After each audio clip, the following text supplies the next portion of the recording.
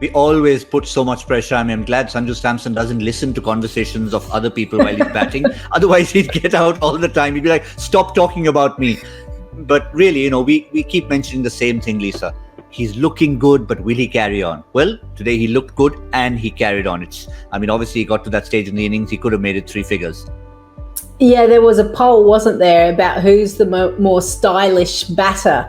Is it Kane Williamson or Sanju Samson? He is so stylish and he's got an ability to play all around the ground. He showed us that ability. But really, what I've liked of him this year is that he's stuck to his strengths really well. He's not gone searching for other things too quickly.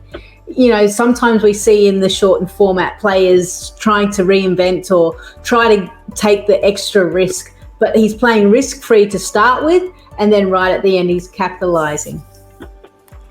I just have to add to that and say that if there's one thing that I did while working with the IPL tournament, is that I'm probably the first person from the IPL ever to speak to Sanju Samson. We used to have this talent scout and coach called Biju George, who's also been with the Indian women's team for a long time. And Biju told me that I have this 15-year-old kid that you've just got to see. And look, everyone talks, when the IPL starts about 15-year-old kids who are wonders and all. And we called him to a camp, and at the age, he's not yet 16. And it's not that he hammered every bowler, but a 16-year-old bowler standing up to guys who bowl regularly in the IPL was something you didn't see normally. I mean, the last person who had that kind of record and looking comfortable doing it. And that was his. So since then, for somebody who's seen him then and then see playing India under-19 or, you always look at his career and say, why hasn't he got 3,000 more runs than he has? Because he looks so good and so capable. And I'm just delighted that he's got the orange cap. He's finally on top of the table and he's finally justifying that reputation he has. It's been a long journey, but it's been worth it.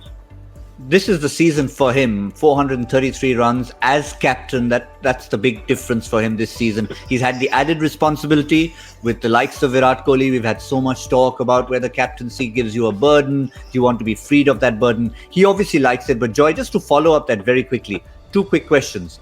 Is he from the Jacques Kallis school of conversation?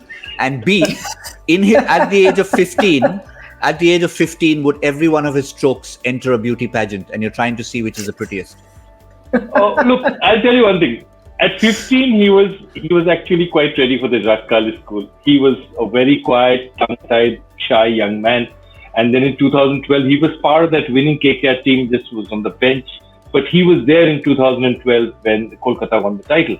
But from that kid, he's matured, and you should see the cars he drives nowadays. So he's a man with a bit of style and a bit of swagger, and he's got it. He deserves it. And remember, in the place that he is, Kerala, there aren't too many, top international cricketers. I mean, there was Sreesanth and there was Tinu Johanan. So he's like a rock star in that part of the world, and he plays that part well.